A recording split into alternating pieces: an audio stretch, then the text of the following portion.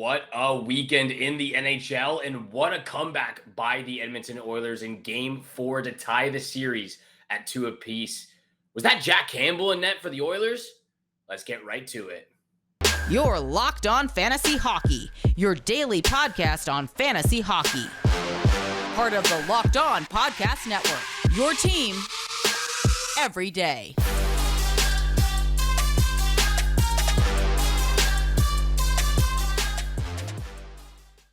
Hello and welcome back to the Locked On Fantasy Hockey Podcast. I am your host, Steele Roden, graduate of the College of Sports Media in downtown Toronto. Been a part of the Locked On Podcast Network now for about over a year and 3 months to the day, and very excited. I am flying solo for Monday's episode. Flip is across the pond. He's in Europe on a beautiful trip in Italy for the next 12 days. So he will be joining us throughout the next week or so, but he is in a beautiful part of the world right now. So all the best to him, and he's having a great trip so far, but lots to talk about that happened over the weekend. Saturday, Sunday night, incredible comeback win from the Edmonton Oilers in Game 4. Boston and Carolina taking a commanding lead in their respective series as well over the Florida Panthers and New York Islanders. The Dallas Stars able to tie it up again at 2 apiece in their series with the Minnesota Wild. Crazy Game 4 action, crazy Game 3 action in that series as well. And of course, we will dive into all 4 matchups for Monday night with big time bets. But we got to talk about our sponsors. This episode is also brought to you by Game Time. Game Time. Download the Game Time app, create an account, and use code LOCKEDONNHL for $20 off your first purchase. Game Time, such an incredible app that I look forward to using many times this summer in Vancouver. But lots to talk about over this weekend, especially Sunday night. Let's get to the first game of Sunday, though. The New York Islanders and the Carolina Hurricanes. Carolina at this point just absolutely dominating in the series, taking a commanding lead 3-1. With that being said, even though it is a commanding lead, I don't think the Hurricanes have necessarily outplayed the Islanders in this series. Yes, the matchup in the series, the record so far is in favor of the Carolina Hurricanes, but that doesn't show the work and what's been going on with the New York Islanders. To me, nothing special has been going on with Antti Raanta. He hasn't been tested enough by the New York Islanders, and that's something what I was mentioning a couple episodes ago, quantity over quality. They're looking for quality chances, and they're not putting enough pucks on net like the Carolina Hurricanes have done 3 out of the 4 games so far. In those 3 games, they ended up winning, putting a ton of pucks on net, creating those second rebound chances and bouncing on them and getting those opportunities. Just something the New York Islanders haven't been able to do so far this series. And really in Game 4, they shot themselves in the foot, and they really did penalize themselves with how many penalties they took in this game, and very dumb and poor penalties as well. Just interferences, going after guys, trying to create a spark and get the fan base and the crowd into the game, but just putting yourself and your team at a disadvantage so many times throughout the game. And that's something the Hurricanes have done so well in this series, is taking advantage of the power play time, because they've got a bunch of players. Brent Burns on the point quarterbacking, Martin Necas coming alive in Game 4 with an early goal in the first period. So honestly, just a very poor effort all around. Selfish penalties, very lackadaisical penalties, not full effort, and just overall poor chemistry. This team just doesn't look like they've played together at all this season. Since Matt Barzal has come back from that injury and, joining the team for the playoffs, him and Bo Horvat, it just looks like they don't know each other whatsoever. And yeah, I understand they just got acquired at the trade deadline, or he just got acquired at the trade deadline, and they only got 6 games under their hand. But both special players that should be able to play with one another, especially at this point in the season. So for me, just very poor chemistry for some of their top guys. Brock Nelson just hasn't looked the same, a guy who was close to 80 points this year. So for me, in Game 4, yeah, they shot themselves in the foot. They didn't give themselves the best chance to win this game. Ilya Sorokin is doing his best out there, but he's just getting peppered with so many shots game in and game out that it's been a struggle for him, even though he is trying to stand on his head. To me, I think the Islanders can still win this series. I think they can win it in 7 games. They were close on the road in both game 1 and game 2, and that's something they'll have to do again in game 5 on the road in Carolina. I think the Islanders can still pull this off, but it's going to be a tough job ahead if they're not able to get those quantity chances over the quality chances. But that's just me. A lot of people out there have the Carolina Hurricanes. I've been a fan of the Islanders all season long.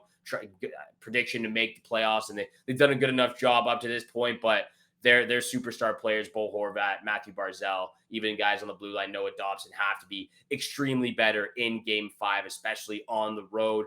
Next series, though, going back home to the Boston Bruins, TD Garden, they also have a commanding lead in that Eastern Conference. Both these series 3-1 in favor of the Bruins and the Carolina Hurricanes, but the Bruins are just doing what they've been doing all season long. They're taking over the game. It's comfortable. It's confident. It's at their pace. They're not letting their emotions get out of control like we're seeing in this Islanders team right now in their series.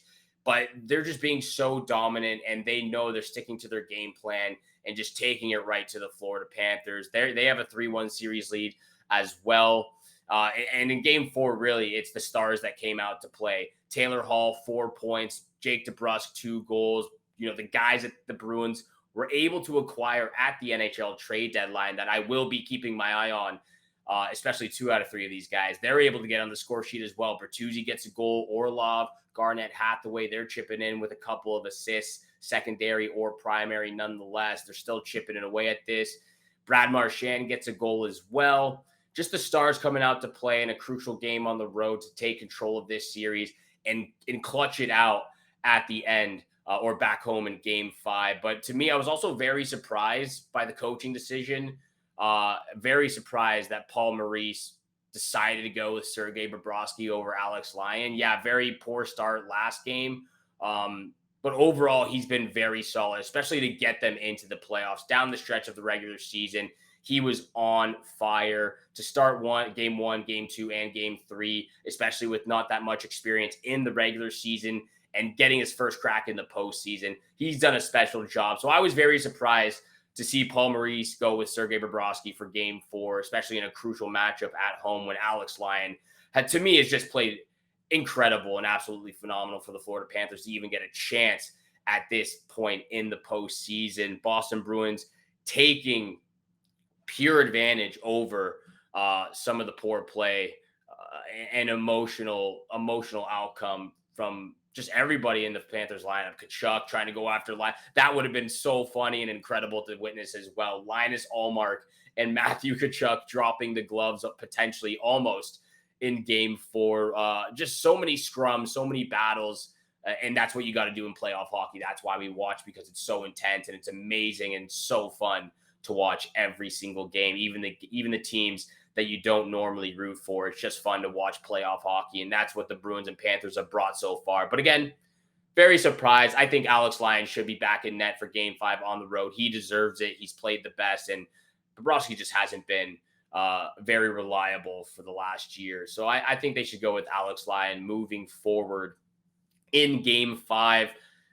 Boston Bruins, they can clutch it out. They have the chance at home. TD Garden. Can the Stars come out again? And that's exactly what happened in the Oilers versus Kings game. We will get to that. We will get to big time bets. And of course, Minnesota versus the Dallas Stars and their future series as well. But this episode is also brought to you by Game Time. Game Time is one of the best apps out there right now. Have you ever really wanted to go to a game or a big event but couldn't find any last-minute tickets at a great price? Buying tickets to your favorite events shouldn't be stressful. It's supposed to be fun, and Game Time is exactly that. It's the fastest, easiest way to buy tickets for all the sports, music, comedy, and theater shows near you, with killer deals on last-minute tickets and their best prices guaranteed. So you can stop stressing over the tickets and start getting hyped for all the fun. I know I'll be using a ton of the Game Time app this summer for Vancouver Whitecap games, BC Lion games, of course, next winter and fall when the Vancouver Canucks are up and at 'em again in the regular season. But when buying tickets so close to Game Time, the Game Time app has incredible prices and features like flash deals on last-minute tickets, images so you can see your seat views before you buy them. And the lowest price guarantee, event cancellation protection, job loss protection as well. The Game Time is amazing for spontaneous adventures. Forget planning months in advance. Game Time has deals on tickets right up to the day of the event. Get exclusive flash deals on all the events. Tickets are sent directly to your phone, so you never have to dig through your email. Snag the tickets without the stress with Game Time. Download the Game Time app, create an account, and use code LOCKEDONNHL for $20 off your first purchase. Terms apply. Download the Game Time app today. Last minute tickets, lowest price, always guaranteed. And thank you so much for making the Locked On Fantasy Hockey Podcast your first listen every single day. Make sure you go check out Ian McLaren of the Locked On Bruins and Armando Velez of Locked On Panthers Florida. Again, they do a fantastic job breaking down the series in full, and you want to make sure you're prepared for Game 5, crucial game for the Florida Panthers if they don't want to go home packing and playing on the golf course early this playoff postseason. But again, we got so many more games to break down. What an absolute incredible matchup and comeback for both the Minnesota Wild and the Dallas Stars, as well as the Edmonton Oilers and LA Kings. Let's get to the Wild and Stars. We will get to the Oilers and Kings, a fantastic series. But Wild and Stars tied at 2 apiece again. Jake Oettinger stole the game. The kid is impressive. He is undeniably, at this point, one of the best goaltenders in the league. There are a lot of goaltenders that are really, really good. Shesterkin, Sorokin, Hellebuck, Vasilevsky, UC Saros. But at this point, Jake Oettinger has solidified himself at least in the top 10. Top 3 could be a debate at this point. But he stole the game in Game 4. He's so calm, so cool, so confident with his game. Didn't look scared one bit. Just made the stops look very easy. And he made some incredible saves, especially in the last 20 seconds on Marcus Johansson. Should have been in the back of the net, but it wasn't because Jake Oettinger was there to make the save. He's been incredible. Also Minnesota just wasn't great on the power play. Went 1 for 4 in Game 4, just not good. I don't want to blame the officiating, but the officiating was a problem in this game. Both Tyler Seguin's goals on the power play shouldn't have even happened. Shouldn't have even been penalties in the first place. Both were brutal calls against Marcus Foligno. One for a charge or an interference when it was shoulder on shoulder behind the net, and he had the puck. And then another one against Mason Marchment where he got called for tripping when he was the one that got caught in the face with the high stick and was bleeding afterwards. 2 brutal calls that unfortunately both got scored on and executed properly by Tyler Seguin and the Dallas Stars. To me, it was just absolutely brutal calls. But what can you do? Tied at 2 apiece. We know Minnesota can win on the road in Dallas, so they got to move forward. They got to move forward for Game 5, but a lot of that goes to Jake Oettinger in the crease. Just absolutely incredible in Game 4 and in every single game so far this series. Gustafsson played great for Minnesota. First goal wasn't his fault. Just it pinballed off of 3 shin pads and squeaked through the pads. And, so far in this series from Minnesota's standpoint, been very impressed with the depth chart, getting depth scoring from guys like Ryan Hartman, Sam Steele, Marcus Johansson, John Klingberg, a couple of those guys that they acquired at the trade deadline. And they're making an impact right now. But at this point, tied in the series, going on the road, you need Kaprizov. You need Boldy to step up at this point. Kaprizov only has 1 goal, 1 point in the series. Boldy only 3 assists in the series, no goals. Both their superstars need to step up. It's great that they're getting depth scoring, but both those guys need to step up in a big way for Minnesota to take this first round series against the Dallas Stars. And it looks like the Oilers are keeping themselves in this series against the LA Kings. It looked like it was getting out of control there for 1 second, but what a comeback win for the Edmonton Oilers. 5-4 victory in overtime when they were down 3-0 after the first period. And playoff Leon Draisaitl, just absolutely incredible. I kept hearing a stat throughout the game, and I don't know if it was true. I haven't looked at this, but we're going to have to find out if this fact is true or if this statement is true. But apparently up until that Evander Kane game-tying goal in the third period, up until that point, Leon Draisaitl had been on the ice for every single one of the Edmonton Oilers goals in the postseason so far. He is incredible. 5 goals at this point, racking up the assists. He's taking over because Connor McDavid's being defended very, very well by the LA Kings. Just kept to the perimeter, not letting him get any space or speed through the neutral zone. Leon Draisaitl has to take over, and that's exactly what he's done. And again, was that Jack Campbell in net?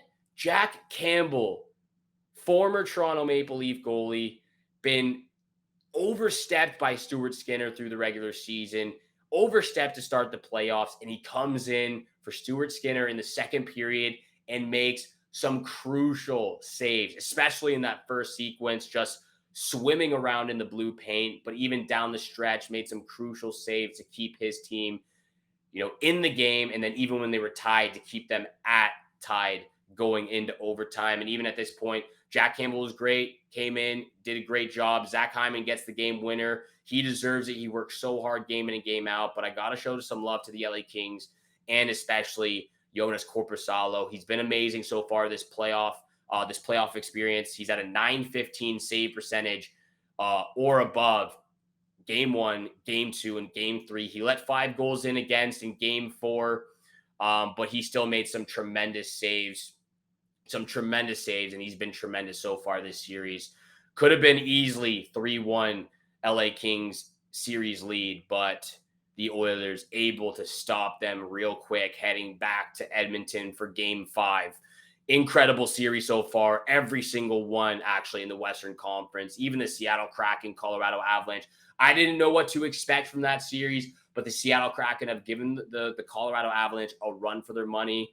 I understand they're missing Landeskog, now even missing Nichushkin for some personal reasons. He wasn't there for game 3. He might be a game time decision, might even be missing game 4 for the Colorado Avalanche. But nonetheless, that's been an incredible series so far.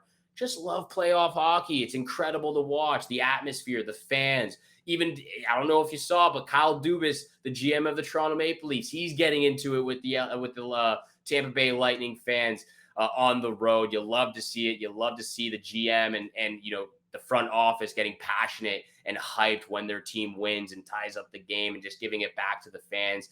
Obviously, don't cross a line. Keep it on the fair side, but you love to see it. I know I do. Big time bets, where the money is made. We're getting back to the grind here. Player props on the money line, everything you can from FanDuel, one of our favorite apps here in our sportsbook betting app here on the Locked On Fantasy Hockey Podcast as well. Thank you so much again for making the Locked On Fantasy Hockey Podcast your first listen every single day. Don't forget, we are free and available on your favorite podcast platform, including YouTube. Make sure you hit the subscribe, hit the follow button. Appreciate all the love, all the support. And let's get over to big time bets, where the money is made.